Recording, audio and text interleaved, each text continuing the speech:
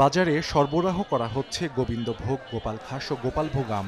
সকাল থেকে রাত পর্যন্ত ফলের আড়তে ক্রেতা বিক্রেতাদের উপচে পড়া ভিড়।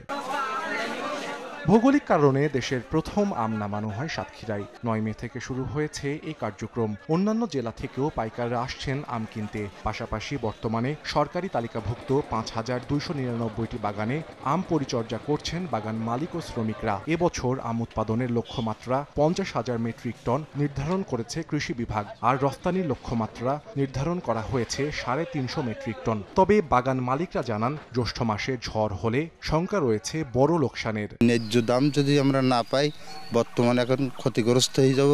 আমাদের মাটি ভালো, খুব সুন্দর আম, সুস্বাদু আম।